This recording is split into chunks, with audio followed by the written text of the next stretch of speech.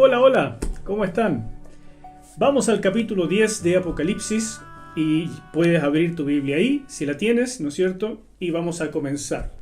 Hoy día nos vamos a concentrar en Apocalipsis 10, solo en ese capítulo, porque quiero incluir un tema que me parece muy importante. Es una especie de paréntesis, pero espero que te haga mucho sentido.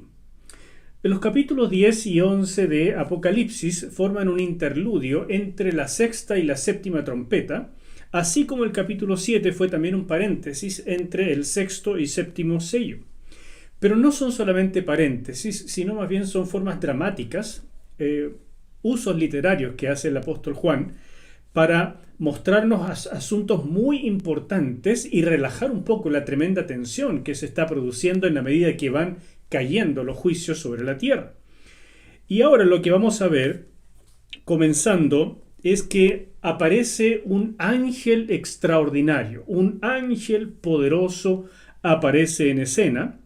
Y quiero dar lectura a este versículo para comenzar, y después vamos a pedirle al Señor que nos bendiga en oración, ¿ya?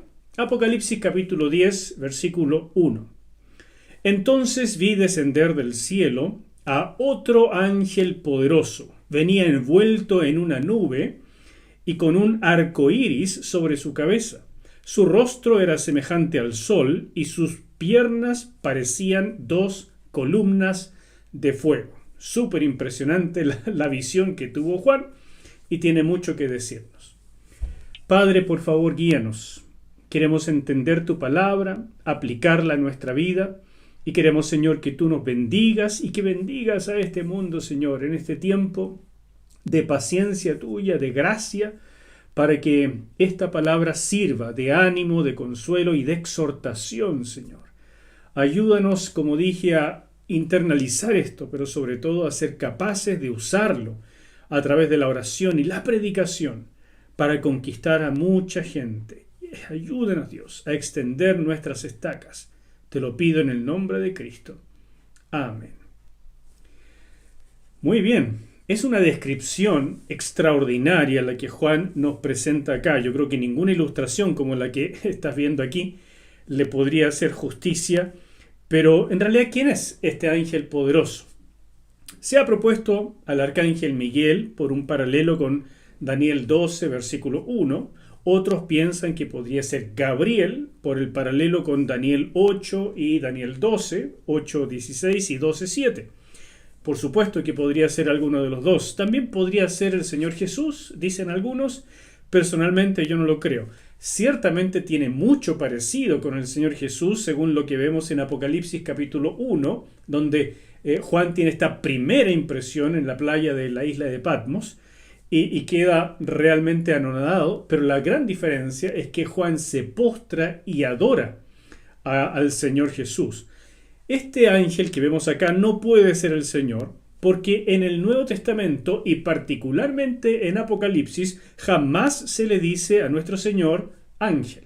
Primera cosa. En segundo lugar, Juan no lo adora como hizo en el capítulo 1. Y en tercer lugar, vamos a ver más adelante que este ángel poderoso jura en el nombre de Dios. Y nuestro Señor no tiene necesidad de jurar, porque Él mismo es el Señor, es Dios.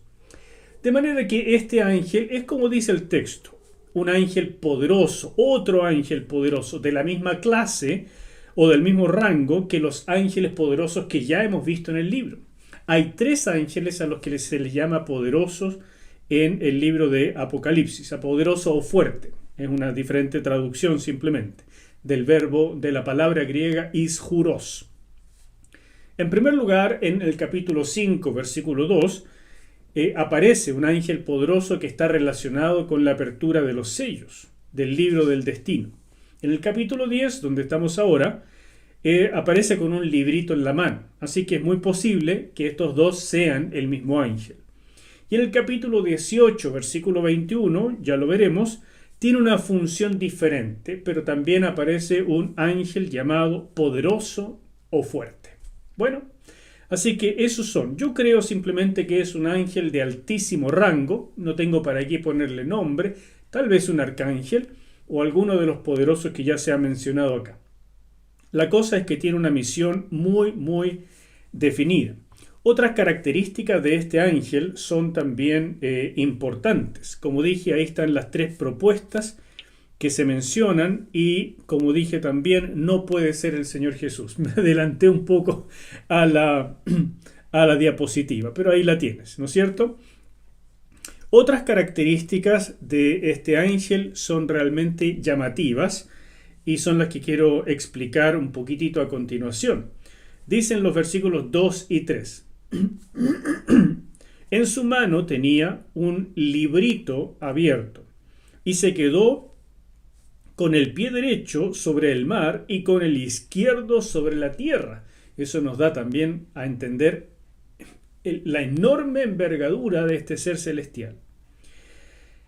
En ese momento lanzó un grito tan fuerte como el rugido de un león, y se oyó la estruendosa voz de 7 truenos. Fíjate qué interesante. Nos habla de la apariencia del ángel a través de 6 cosas. En primer lugar, dice que venía envuelto en una nube. Y esto es bastante frecuente cuando aparecen seres celestiales rodeados de nubes, especialmente en pasajes que tienen una connotación apocalíptica o escatológica. Eso se ve tanto en el Antiguo Testamento como en el Nuevo. Y refuerza definitivamente la dignidad del ángel y sobre todo la relación que tiene su misión con juicio. Eso es lo que vamos viendo a través de la Biblia, Antiguo y Nuevo Testamento, cuando vemos a un ser celestial rodeado de una nube. Porque es la manera más característica de representar a Dios. Dios cabalga sobre las nubes, Él viene con las nubes, Él está gobernando sobre las nubes. Entonces, cuando un ser celestial, un ángel, aparece en esa categoría, es que viene de parte de Dios y tiene en general que ver con juicio. Otra característica es que tiene un arco iris sobre su cabeza. Evidentemente es un recuerdo del pacto con Noé, que ese arco iris significaba que Dios había colgado su arco, ¿no es cierto?, de guerra, y no iba a destruir más a la tierra por medio de un diluvio. Por lo tanto, ese arco iris habla de paz, de una promesa de paz. Por lo tanto, nos habla que en medio de esta misión, que evidentemente es de juicio, Dios se sigue acordando de su misericordia.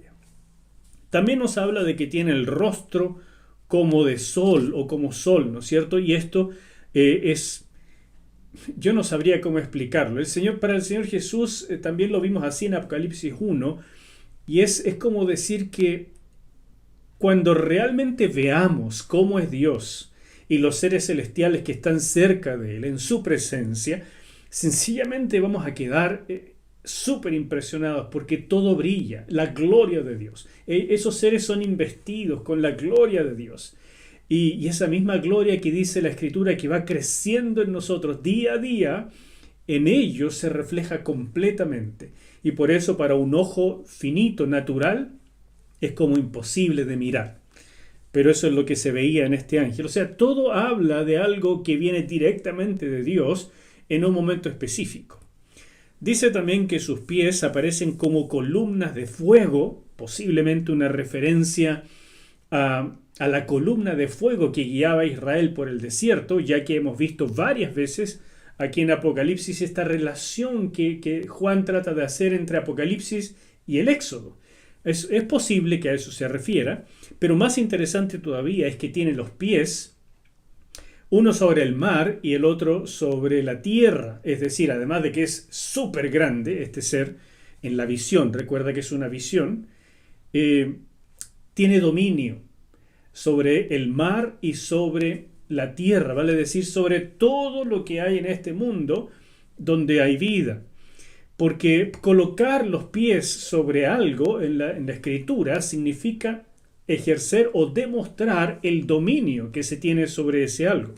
Por ejemplo, cuando el Señor Jesús regrese, posará sus pies sobre el monte de los olivos y en ese momento se va a partir el monte de los olivos. Y es súper importante porque nos muestra el dominio del Señor.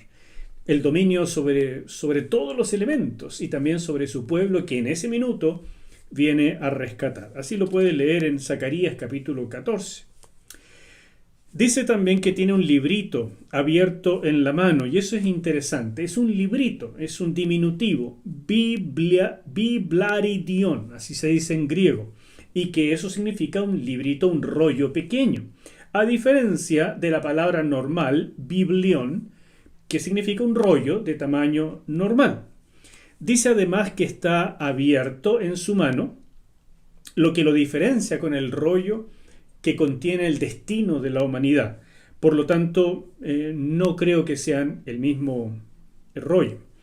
En Apocalipsis no pueden ser estos dos el mismo rollo, precisamente porque el libro del destino, que vimos en Apocalipsis capítulo 5 y que el Señor comenzó a abrir los sellos y entonces en el capítulo 6 se empiezan a desarrollar los juicios, ese libro que comienza a desarrollarse en el capítulo 6 llega hasta el capítulo 19. O sea, abarca todo lo que va a pasar.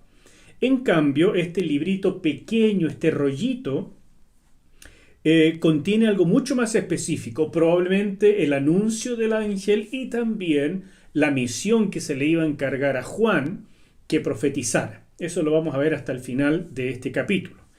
¿Ya? Pero, insisto, son suposiciones, no se puede saber exactamente el contenido, de hecho no se revela en ninguna parte del Apocalipsis, pero lo que les estoy diciendo, creo yo, es lo que hace más sentido.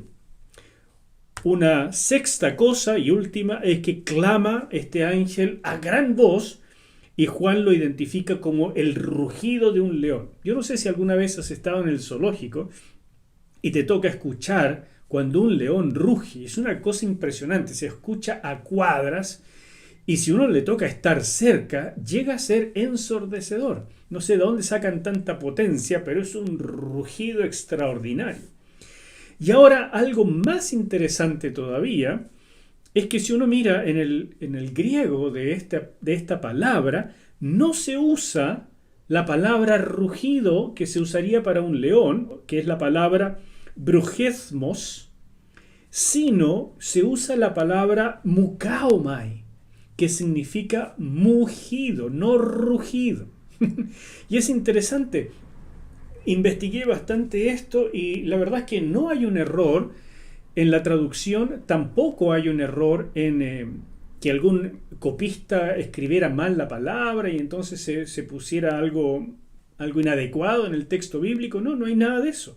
Simplemente parece que el Señor quiso hacer este juego de palabras poniendo mugido, pero león, haciendo una especie de conexión entre la majestad del león y la potencia, el mugido también muy fuerte, muy potente, prolongado que tendría un toro.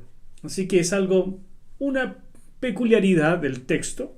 No creo que tenga un significado sumamente profundo, pero es algo interesante de saber. Ahora lo más interesante es lo que viene a continuación. Leemos en Apocalipsis 10, del versículo 4 hasta el 7, que dice lo siguiente. Después de que hablaron los 7 truenos, que es interesante, entonces estamos hablando de algo completamente audible, no solamente el rugido del ángel poderoso, sino también la contestación de estos 7 truenos. Dice Juan, me dispuse a escribir, pero desde el cielo oí una voz que me decía, no reveles lo que han dicho los 7 truenos, no lo escribas. Entonces el ángel que vi que estaba sobre el mar y sobre la tierra, levantó su mano derecha al cielo, jurando por el que vive por los siglos de los siglos, por el mismo que creó el cielo, la tierra y el mar y todo lo que hay en ellos. Dijo, se acabó el tiempo. Cuando llegue el momento de que el séptimo ángel comience a tocar la trompeta, se cumplirá el misterio de Dios que él ya había anunciado a sus siervos los profetas. ¡Wow! Ruge entonces este ángel fuerte y le contestan 7 truenos. Ambas cosas son audibles y perfectamente entendibles. Por eso Juan se dispone a anotarlas, lo que también nos hace ver que Juan en todas estas visiones aparentemente él está tomando nota y a lo mejor se han producido en varios días. Así va la cosa. ¿Qué significa esto? Que se le diga a Juan, no lo escribas, esto no lo comuniques. Por una parte, algunos han pensado que estos 7 truenos hablan de la ira de Dios, porque muchas veces en la Escritura la voz de Dios aparece como una voz de trueno, y especialmente cuando se trata de juicio. Sí, podría ser eso. Una segunda opción que algunos escritores han propuesto es que aunque el libro de Apocalipsis es esencialmente revelación, hay algunas cosas que Dios no quiere que se revelen y que no necesitamos conocer, sino hasta el final de los tiempos. Bueno, sí, también es como obvio eso, pero no creo que sea lo más esencial. Finalmente, y yo me cuadro con esta tercera opción, pienso que la respuesta de los truenos, y que seguramente se refiere a seres celestiales, no a Dios, porque tienen un artículo definido, los 7 truenos, tal vez entonces sea la voz de los 7 ángeles que tienen las trompetas, que ya vimos que eran ángeles muy importantes. Bueno, tal vez lo que están pidiendo estos 7 truenos es una demora, que Dios todavía siga teniendo paciencia, que haya más oportunidad, que, no sé, que de alguna manera los juicios sean retrasados todavía para que la humanidad responda a la gracia de Dios. Sin embargo, vamos a ver que el ángel está diciendo, no, no hay más tiempo, se acabó. Y el ángel jura por Dios, por el Creador, que se acabó el tiempo. Por lo tanto, yo creo que se le dice a Juan que no lo escriba esto, precisamente porque de asumirse lo que dicen o piden estos 7 truenos, se produciría una demora. Y ya no hay más tiempo. Se acabó el tiempo. Yo creo que este es el pasaje más dramático del libro de Apocalipsis, de verdad. Porque a pesar de que el capítulo 10 como que nadie le da mucha pelota, y parece un capítulo medio inofensivo, casi un paréntesis, aquí está dicho con todas sus letras, se acabó el tiempo, mis hermanos.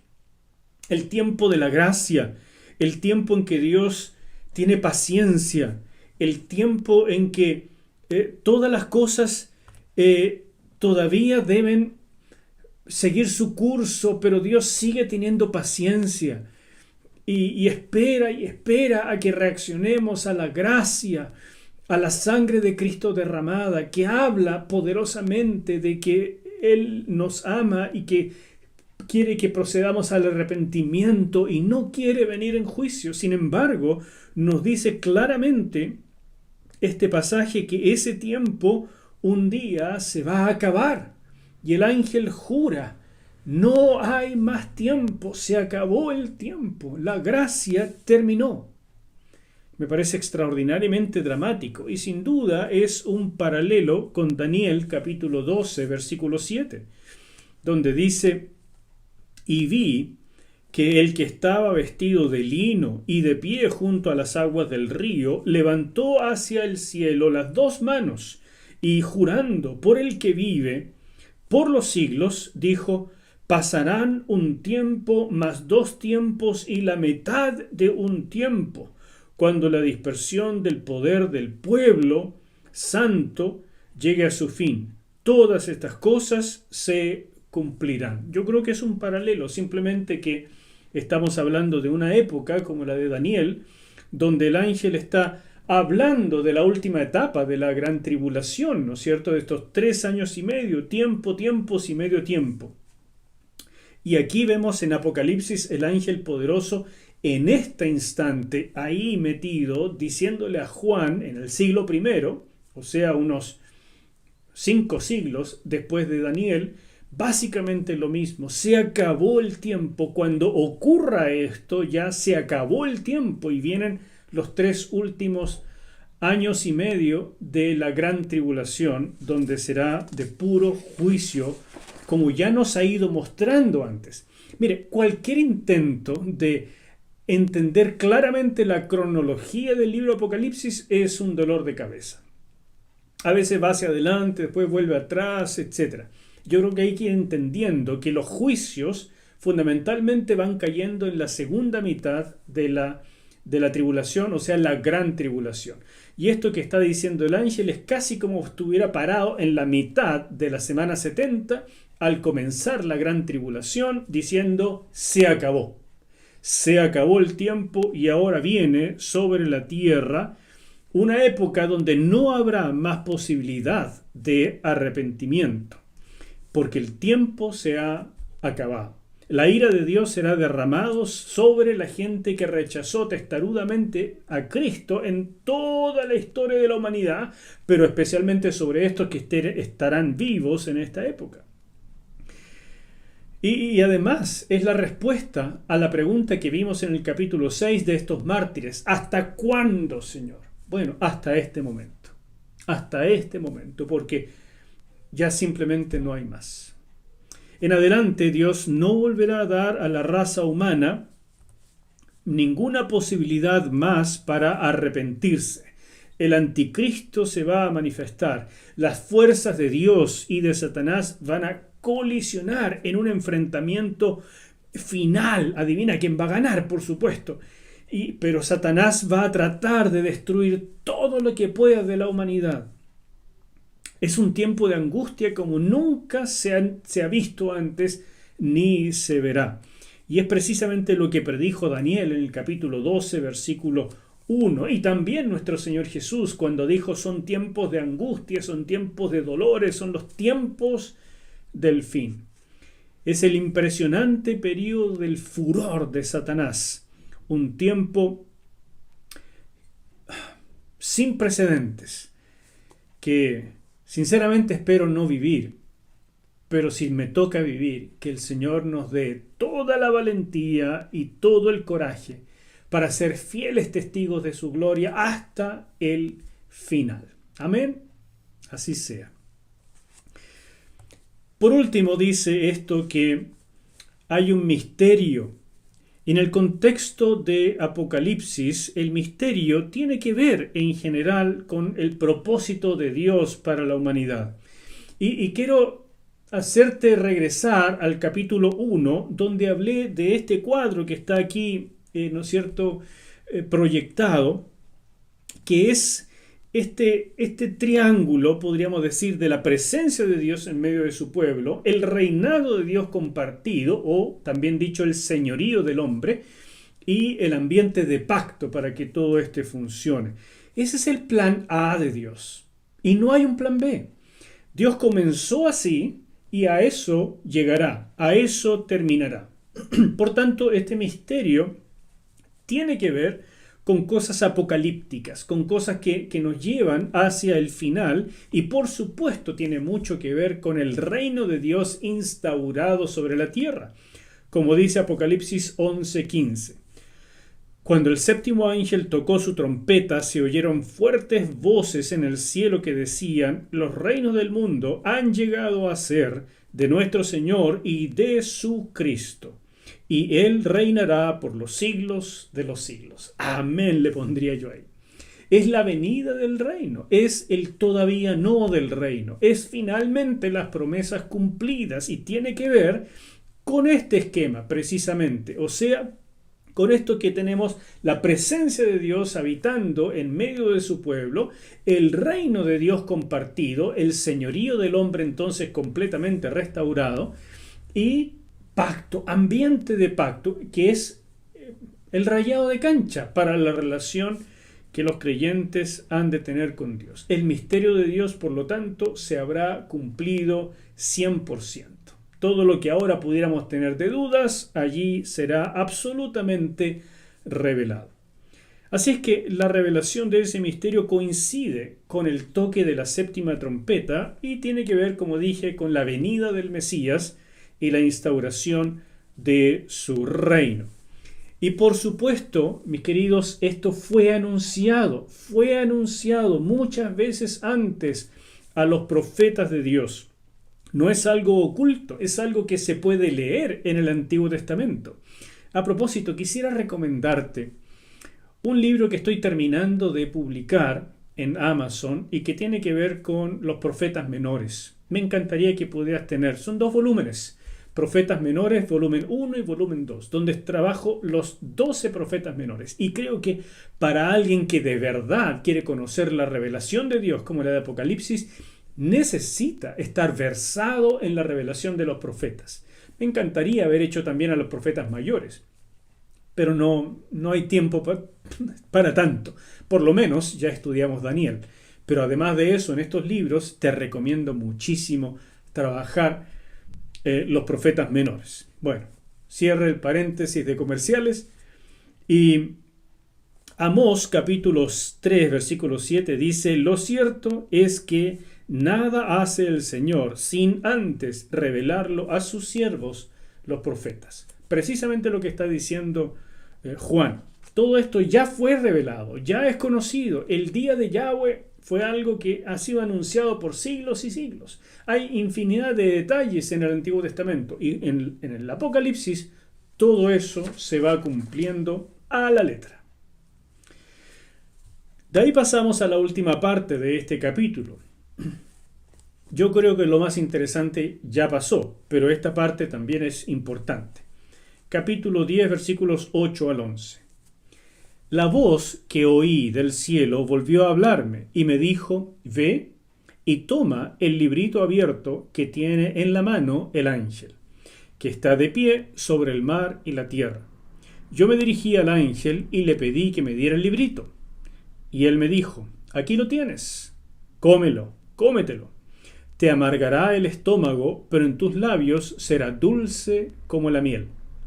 Yo tomé el librito de la mano del ángel y me lo comí. En mis labios era dulce como la miel, pero una vez que lo comí, me amargó el estómago. Y se me dijo: debes profetizar otra vez acerca de muchos pueblos, naciones, lenguas y reyes. Pues bien, el ángel aparece con el librito y se le da la orden a Juan de que vaya y se lo coma. Insisto que es un libro pequeño, un rollo pequeño, que no tiene que ver con que sea fácil de comer, sino que el mensaje es breve. Recuerda que estamos en una visión. Dentro de la visión, Juan se come literalmente el rollo y se produce este fenómeno que es dulce en su boca, pero le amarga el estómago. Pero esto tiene un significado simbólico, evidentemente. Y el punto es que Juan tiene que asimilar completamente el contenido, eso significa comérselo, y que es básicamente lo que los siervos de Dios tenemos que hacer en todas las épocas. El mensaje de Dios primero tenemos que asimilarlo, aplicarlo a nuestra propia vida, hacerlo propio, hacerlo íntimo, ser genuinos, que predicamos y practicamos. Y entonces, después de eso, tenemos el derecho de predicarlo y llamar a la gente al arrepentimiento, por ejemplo, siempre que nosotros primero estemos limpios y arrepentidos. Dice que se le volvió dulce en la boca, claramente, porque en este librito estaba el juramento del ángel, que dice que el tiempo no será más, o sea, se acabó el tiempo y por lo tanto se cumplirán todas las promesas y vendrá el Hijo de Dios. ¡Aleluya! Claro que es dulce eso. Pero al mismo tiempo amarga el estómago. Porque lo que viene a continuación es la terrible persecución para el pueblo de Dios que está convirtiéndose aquí en esta época del Apocalipsis. Y es una persecución espantosa a cargo del anticristo. Y además, para todo el resto de la humanidad que rechaza a Cristo, son derramados todos los juicios que ya empezamos a ver y que ahora al final son todavía peores.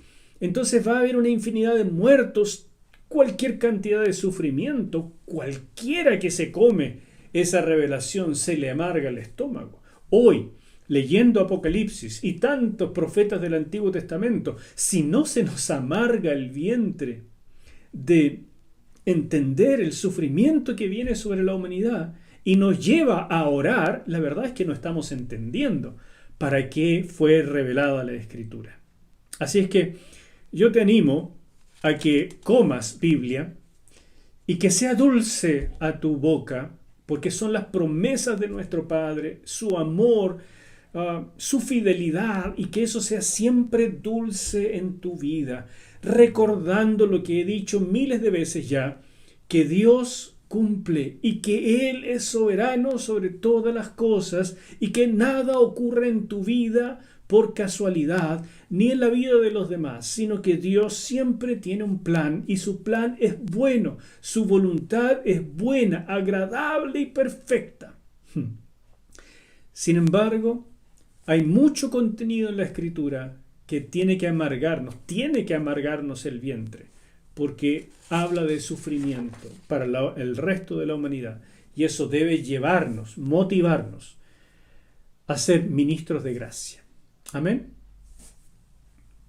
Bueno, ese es el contenido del capítulo 10. Y quiero parar ahora y hacer un paréntesis sobre esto que está aquí escrito. Israel, la iglesia y el pueblo de Dios. Este es un paréntesis muy importante porque de aquí en adelante el libro va a hablar de cosas donde tenemos que nosotros tener claro si está hablando de Israel, de la iglesia o de qué. Y eso ha producido mucha confusión en los intérpretes bíblicos. Y por eso hay diversas formas en que se interpreta el Apocalipsis y por eso hay tantísimos comentarios diferentes del Apocalipsis. Muchos piensan que la iglesia simplemente absorbió a Israel y por tanto Israel desapareció. Y todas las promesas dadas a Israel en el Antiguo Testamento pasaron directamente a la iglesia y chao. Por lo tanto, ven que todo lo que vemos a continuación en Apocalipsis del capítulo 11 en adelante es simplemente un símbolo de la iglesia, aunque diga Israel. Así, por ejemplo, los 144.000 que ya vimos, no es otra cosa que un símbolo de los creyentes en esta época final, o sea, de la iglesia. Pero Israel no tiene ninguna importancia, nada, es simplemente un dato, un sinónimo, una especie de figura, un símbolo de la iglesia. Y por lo tanto, esos autores hacen una especie de vuelta carnero de interpretación bíblica en que por una parte van interpretando literalmente, pero cuando llega la palabra Israel, ¡puah!, todo es símbolo, ¿verdad? Y se vuelve una complicación. Y personalmente yo no creo que sea así. Pero para poder explicarte de qué se trata esto y si existe una diferencia entre Israel y la iglesia, que para mí sí existe, y por eso quiero explicarte esto, necesitamos en primer lugar un concepto agregado, que es el concepto de pueblo de Dios. Para Dios siempre ha habido un pueblo de Dios, que significa la gente que le cree, los creyentes, los que tienen fe en el único y verdadero Dios, y que esa fe se demuestra a través del fruto de su vida. ¿Me explico? Eso es pueblo de Dios. Se llama Israel, se llama iglesia o como se llame. Pueblo de Dios es gente de fe. Bueno, si hacemos un recorrido por la historia, Dios creó a Adán y Eva. Y eso es lo primero que hubo. Y esos dos seres humanos, que eran creyentes, conformaban todo el pueblo de Dios. Y por lo tanto, en algún minuto, al principio de la creación, toda la humanidad era el pueblo de Dios. Y así debería haber continuado. Y con esa humanidad, o sea, pueblo de Dios, Dios formó este plan A, que ya lo hemos venido viendo varias veces, de presencia, como vimos en el huerto de Edén, señorío o reinado compartido y pacto. Así era, así fue el huerto de Edén, así quería el Señor que continuara hasta el fin de los tiempos. No fue así porque se produjo la caída. Y tras la caída del ser humano, vemos la aparición de dos simientes. Y eso es muy importante. Leemos en Génesis 3:15. Yo pondré enemistad entre la mujer y tú. Se refiere a Satanás, a la serpiente. Y entre su descendencia y tu descendencia. Ella, o sea, la descendencia de la mujer, te herirá en la cabeza y tú le herirás en el talón. Este pasaje tan conocido de Génesis 3:15 nos habla de la aparición de dos simientes. Y esto es dramático, pero es necesario de tomar en cuenta. Si al principio de la humanidad todos los seres humanos, Adán y Eva, eran el pueblo de Dios, después de la caída ellos tienen hijos. Y estos hijos ya son de dos personas pecadoras, que han sido perdonados por Dios, han sido redimidos, pero siguen siendo pecadoras, han caído de la gracia. Y por lo tanto, surge ahora una simiente diferente, la simiente de Satanás. El pueblo de Dios sigue siendo todo aquel que conoce a Dios y le cree. Y aquí en Génesis se llama la simiente de la mujer, o también pueblo de Dios. Mientras todo el resto de la humanidad, y así nace todo ser humano, es simiente de Satanás.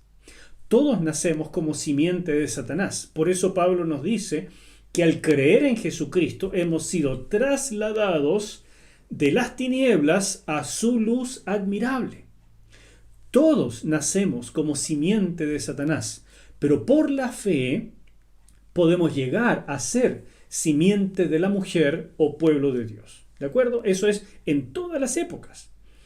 Cuando Adán y Eva tuvieron a su primer hijo, Caín, ellos creyeron que esa sería la esperanza para el mundo.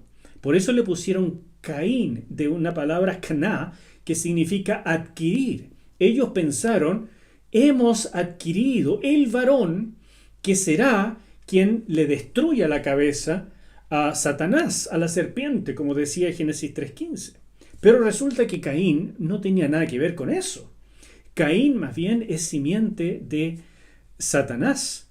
Su hermano Abel, por el contrario, él era simiente de la mujer. Y la única diferencia entre estos dos hermanos es que uno creía y el otro creía diferente o no creía. Y eso se mostró en el fruto, en los diferentes sacrificios. Por eso Caín, el fruto que dio es matar a su hermano Abel. Y dice la Escritura en Génesis 4, versículos 25 al 26, Adán conoció de nuevo a su mujer y ella dio a luz un hijo al que puso por nombre Set. Pues dijo, Dios me ha dado otro hijo en lugar de Abel, a quien mató Caín. También a Set le nació un hijo, al que puso por nombre Enós. Desde entonces comenzó a invocarse el nombre de Dios. Y eso es importante, porque esa palabra invocar, que está bien traducida, pero también se puede traducir proclamar. En otras palabras, aquí tenemos dos simientes. La de Caín, que fue expulsada, marcada, maldecida, porque no quiso convertirse simplemente y mostró el fruto de esa forma de vida, matando a su hermano. Pero en cambio, Abel, aún muerto, es reemplazado por Set, quien tiene un hijo, y viene ahí una simiente que no es por herencia física, no es porque nace ahí. Caín también tuvo la misma posibilidad. Es por la fe, y esa fe se muestra en el fruto. ¿Cuál es este fruto aquí? Comienzan a invocar o proclamar el nombre de Dios. Ese es el fruto, o sea, de inmediato, quien cree se vuelve misionero, proclama el nombre de Dios. ¿Me sigues? Estoy hablando y tratando de definir en primer lugar el concepto pueblo de Dios. Pues bien, tan pequeño llegó a ser este pueblo de Dios, porque la simiente de Caín creció, y de los hijos de Adán, no todos llegaron a tener la fe de Abel, Set, Enós, etc. El pueblo de Dios se hizo extremadamente pequeño, casi iba desapareciendo. De modo que en la época de Adán, como vemos aquí en la figura, en la época de Adán todo el mundo era pueblo de Dios, Adán y Eva. Pero llegamos a una época de Noé, y no sabemos cuántos años pasaron, pero ha transcurrido algunos siglos, y casi no hay pueblo de Dios. Y la simiente de Satanás lo está abarcando todo. Entonces la simiente de la mujer casi está desapareciendo. Tan pequeño entonces llegó a ser que Dios rescató a una ínfima parte de la humanidad, solamente a Noé y sus hijos y sus esposas. Por lo tanto, prácticamente se redujo esto a cero. Y con Noé vemos que Dios comienza de nuevo, porque cuando vemos en el capítulo 9 de Génesis, el pacto con Noé es volver a el propósito original de Dios que vemos en el jardín de Edén. O sea, otra vez, presencia, reinado compartido y pacto. El mismo esquema, recuerda, Dios tiene un plan A y Dios es porfiado. No va a ir a un plan B. Entonces, así va a ser todo el transcurso de la humanidad. Y así es también en el pacto en que está la iglesia. Presencia de Dios, señorío restaurado, o sea, el reinado de Dios compartido, y pacto. La iglesia es el pacto nuevo.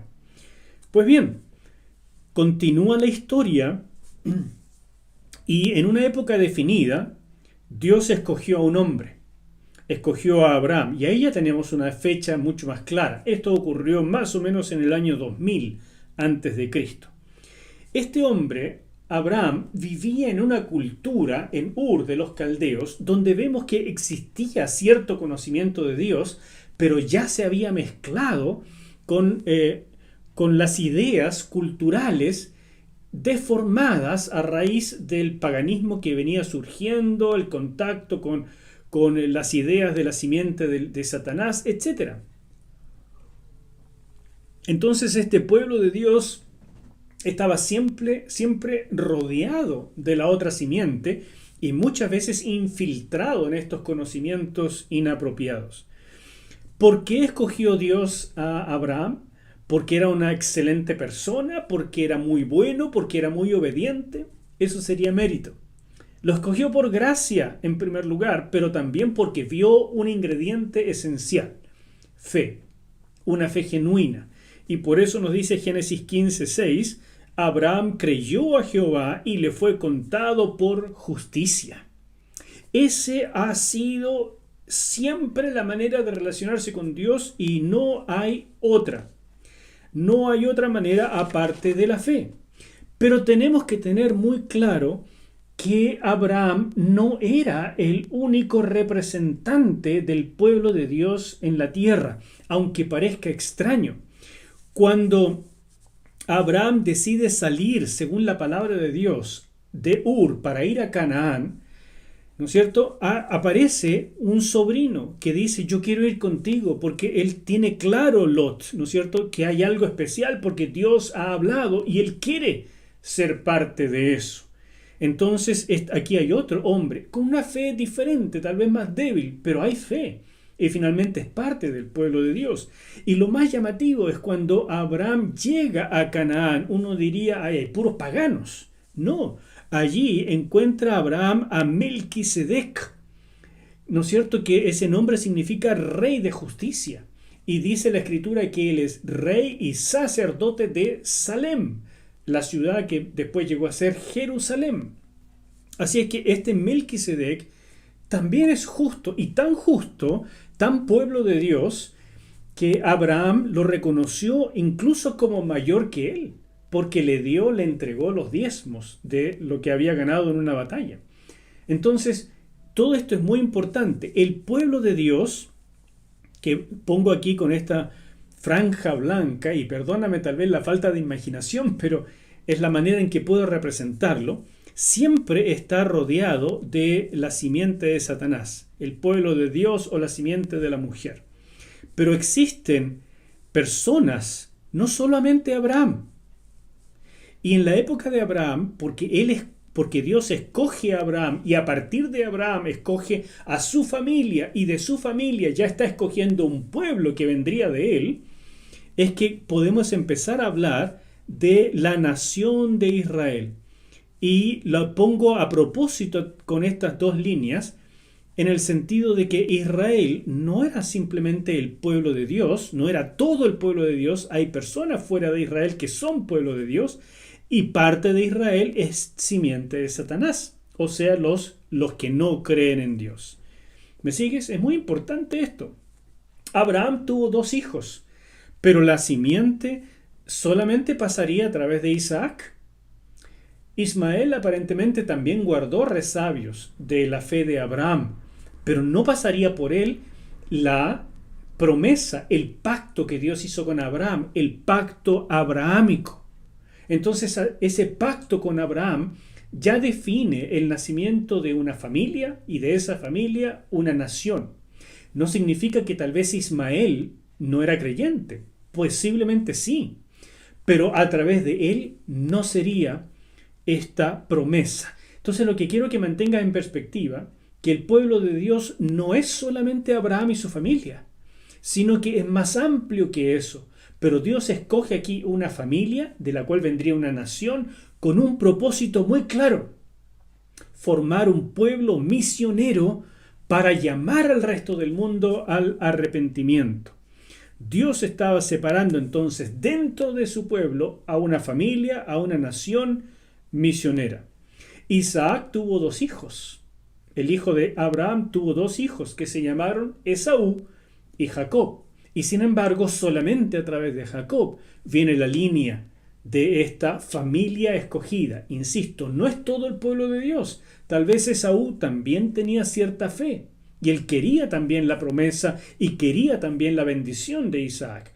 Pero Dios escogió a Jacob, y de Jacob entonces vienen las 12 tribus y la nación de Israel. Así es que todo eso hay que tenerlo muy, muy presente. Cuando Israel ya se había convertido en un gran pueblo, era esclavo en Egipto. Y Dios hizo algo que es muy, muy importante. Los sacó de Egipto, que es una figura de la redención. Los sacó de la esclavitud, de la opresión, a través de su siervo Moisés.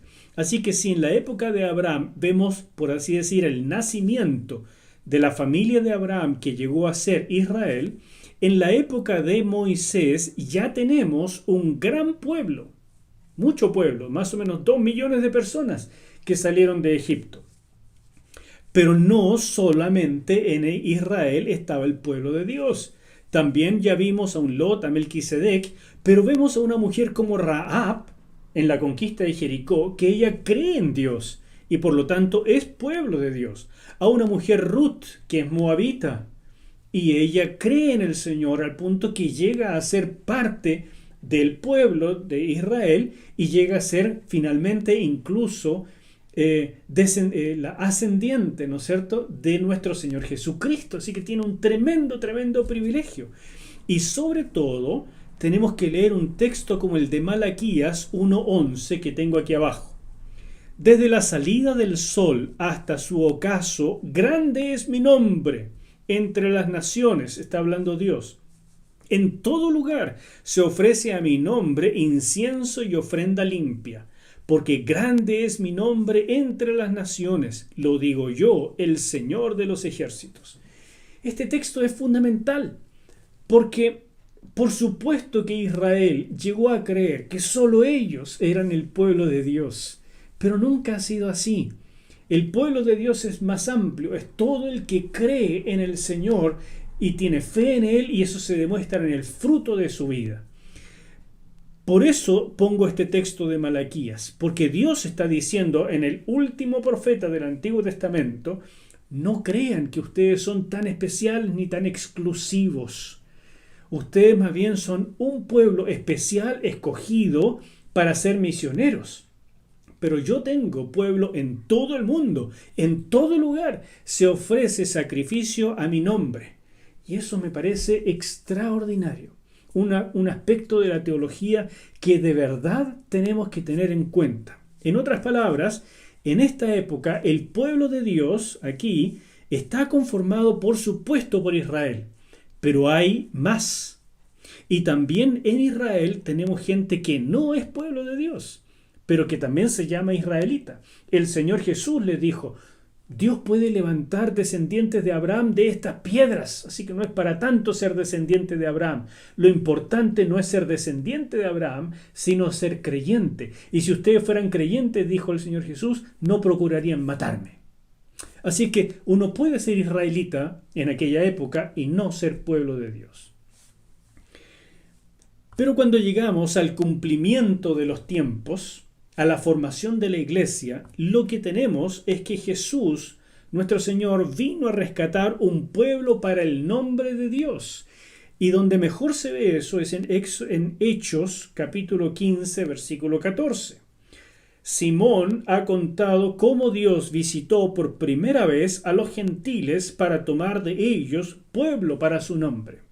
Este versículo es muy importante. La iglesia ya había nacido, la misión del Señor Jesús se había completado. Murió en la cruz, resucitó y ascendió. Descendió el Espíritu Santo en Pentecostés y nació la iglesia. Los judíos seguían pensando que ellos solamente eran el pueblo de Dios y que por tanto la iglesia que anunció Jesús era solo de ellos, solo judíos. La iglesia era el nuevo Israel y san se acabó. No cabían los gentiles, nada más. O sea, hay un verdadero Israel y un falso Israel. El verdadero son los creyentes en el Señor, Yahweh, y en Jesucristo su ungido, el Mesías. O sea, son judíos mesiánicos. El falso Israel son los otros que más bien rechazaron al Mesías. ¿Me sigue? Pero todo el resto de la humanidad, fregados, perdidos. Pero Dios no pensaba así. Aquí les está demostrando, y Pedro, Simón Pedro, ya ha visto cómo Dios da conversión a los gentiles. Y lo está mostrando en este concilio de Hechos capítulo 15. Y le está hablando a la gente. Y la gente está comprendiendo que cuando vino el Señor Jesús, primero vino a los judíos, porque así se había dicho, era la profecía, era también la promesa de Dios, de que de los judíos vendría el Mesías. Por lo tanto, el Señor vino y dice en Mateo 10:6, sino vayan más bien a las ovejas perdidas de la casa de Israel. Así enseña Jesús a sus discípulos, porque así tenía que ser prioridad a Israel. En 15:24, él respondió, yo no fui enviado sino a las ovejas perdidas de la casa de Israel. Está hablando con la sirofenicia que le pide que eche el demonio de su hija y Jesús le dice, yo tengo una prioridad, los hijos de Israel, pero se trata de prioridad, no exclusividad. Romanos 1:16 dice el apóstol Pablo, no me avergüenzo del evangelio porque es poder de Dios para salvación de todo aquel que cree, en primer lugar para los judíos y también para los que no lo son, o sea, los gentiles. En primer lugar, pero no únicamente. Lo primero que se está aquí rompiendo es esta sensación, esta creencia judía de exclusividad. Ellos no son el todo del pueblo de Dios. Y menos aún en este nuevo pueblo que está surgiendo, que es la iglesia. Cuando Pablo elabora la teología de la iglesia, él nos dice que el pueblo que se llama iglesia, más que otra cosa, es una nueva creación. Gálatas 6:15, porque en Cristo Jesús ni la circuncisión, o sea, ser judío por herencia a través de los pactos, vale nada, ni la incircuncisión, o sea, ser gentil tampoco da una ventaja, sino una nueva creación. En la iglesia, por tanto, se había además derribado la pared de separación que los judíos hacían. Dice en Efesios 2:14, porque Él es nuestra paz, que de ambos pueblos hizo uno, derribando la pared intermedia de separación. Y por si esto fuera poco, el mismo apóstol Pablo dice en Romanos capítulo 2, versículo 29, sino que es judío el que lo es en el interior, y la circuncisión es la del corazón, en espíritu, no en la letra, la alabanza del cual no viene de los hombres, sino de Dios. Son pasajes de extraordinaria importancia, porque Pablo nos está aclarando lo que él considera que es un verdadero judío, lo que es la iglesia, donde ya no hay separación, donde no hay ventaja en ser judío o ser gentil, y después va a explicar en Gálatas y en Romanos que la ley no es la norma en la iglesia. Todas estas cosas, así vistas, por supuesto que dan la impresión de que al surgir el nuevo pueblo que se llama la iglesia, todo lo de Israel ha sido simplemente absorbido por la iglesia, como coloco allí, ¿verdad? Todo Israel ahora es la iglesia. Y en efecto, Eso tiene mucho que ver. En la época de Abraham nace el pueblo de Israel, pero no es todo, existe otro pueblo de Dios. En la época de Moisés, Israel ya toma forma, se agrega el pacto mosaico sobre el pacto abrahámico y va creciendo entonces esta forma del pueblo de Dios. Pero nace la iglesia en un momento, por supuesto, nace de Israel y abarca a Israel. Y además, ¿no es cierto?, tenemos esta iglesia vista acá que abarca el resto del pueblo de Dios, pero también es parte de la simiente de Satanás, porque siempre vamos a encontrar en la iglesia esta mezcla de quienes son y quienes no son. Parecen ser, pero no son. Podemos hablar entonces dentro de la iglesia, que es todo esto, podemos hablar de un Israel de Dios, que es el Israel mesiánico, el Israel que cree, que por supuesto en esta época actual pasa a ser parte de la iglesia, les guste a ellos o no, porque la iglesia está en el pacto nuevo. Y el pacto nuevo es lo que engloba todo el pueblo de Dios en esta época. Sin embargo, esta distinción étnica todavía se mantiene, así como existe un Israel sin Dios, que es todo el resto. ¿Por qué digo que se mantiene? Porque fue profetizado por Daniel que habrían 70 semanas para tu pueblo, 70 semanas para Israel. La semana número 70 no ha llegado todavía. Y cuando llegue, que es básicamente el contenido de Apocalipsis, trata acerca de Israel, fundamentalmente. Por lo tanto, hay una esperanza todavía. Y esto es importante porque cuando Pablo explica, por una parte nos dice que la iglesia sí absorbe a Israel o es el verdadero Israel, pero al mismo tiempo el mismo Pablo guarda celosamente las costumbres de Israel y no en el sentido de que él se siente oprimido o que él se sienta lejos de los gentiles. No, él sabe que es misionero a los gentiles y él se puede hacer griego al griego y judío al judío y no tiene ningún problema con eso. Él sabe que la ley pasó. Sin embargo, él tiene muy claro que hay todavía una esperanza para el Israel de Dios, el Israel creyente, como etnia. ¿Por qué? Porque Dios hizo pactos en el Antiguo Testamento y Dios promete y cumple. Por lo tanto, no es que Dios se haya equivocado y ahora de pronto dice, como no resultó, aparece la iglesia y San se acabó con Israel. No es así. Y por eso Pablo lo tiene tan claro y él guarda.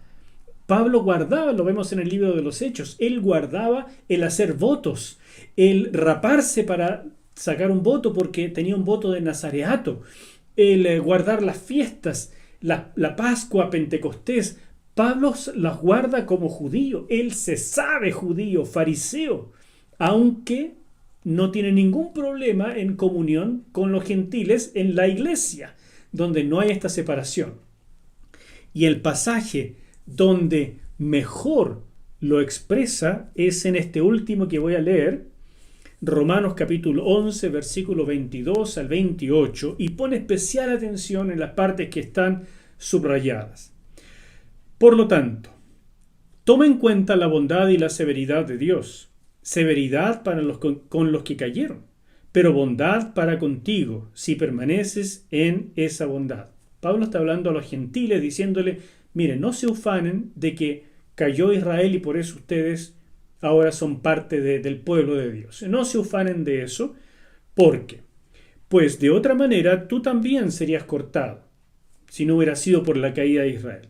Versículo 23. Y aún ellos pueden ser injertados,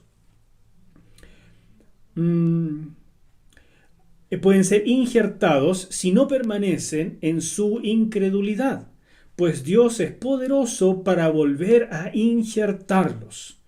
Porque si tú, que por naturaleza eras olivo silvestre, contra naturaleza fuiste cortado e injertado en el buen olivo, o sea, el olivo de Cristo, el olivo del reino de Dios, con más razón estos que son las ramas naturales, porque claramente ellos fueron los primeros escogidos dentro del pueblo de Dios para ser un pueblo misionero. serán injertados en su propio olivo. Hermanos, no quiero que ignoren este misterio, para que no se vuelvan arrogantes. Parte de Israel se ha endurecido, y esto será así hasta que se haya incorporado la totalidad de los no judíos, de los gentiles. Y después de eso, todo Israel será salvo, todo Israel creyente, por supuesto. Como está escrito, el libertador vendrá de Sión y apartará de Jacob la impiedad. Y este será mi pacto con ellos. Es por este tema, por pacto, cuando yo quite sus pecados. Así que, en cuanto al Evangelio, son enemigos por causa de ustedes, por beneficio de los gentiles, para que hubiéramos podido entrar. Pero en cuanto a la elección, son amados por causa de sus antepasados. Este pasaje a mí me parece extraordinario, muy claro y muy poderoso. Pablo creía que había una esperanza étnica para Israel. Él se sentía parte de ese pueblo renovado, del Israel de Dios, y sin embargo sabía que no había diferencia en la iglesia, el pueblo de Dios, entre judío y gentil. ¡Qué misterio tan extraordinario! En la iglesia, por tanto, no hay diferencia entre judío y gentil. Son pueblo de Dios, el nuevo pueblo de Dios, la iglesia. Pero habrá un tiempo, la semana 70 todavía, donde habrán creyentes no judíos y creyentes judíos. Esos creyentes judíos son los creyentes mesiánicos. Y para ellos hay también una esperanza. Y toda esta etnia de judíos mesiánicos muertos tienen una esperanza renovada, especial, porque fueron el pueblo original escogido para ser misionero al mundo entero. Yo admiro mucho al pueblo de Israel en este sentido, porque su elección también significó mucho dolor y sacrificio. No solamente está su vida plasmada en el Antiguo Testamento para ver que seamos lo porfiados que fueron, sino para nuestra enseñanza. Y aquí lo dice Pablo: no te jactes, porque como les pasó a ellos, te puede pasar a ti. Y si ellos han sufrido, es para tu beneficio. Pero un día serán reinjertados en el buen olivo. A mí me dice que esto tiene definitivamente una esperanza étnica para Israel. Eso es lo que vamos a tener que mantener en mente cuando sigamos estudiando y veamos creyentes israelitas o no israelitas. Amén. Dios te bendiga y nos vemos en la próxima.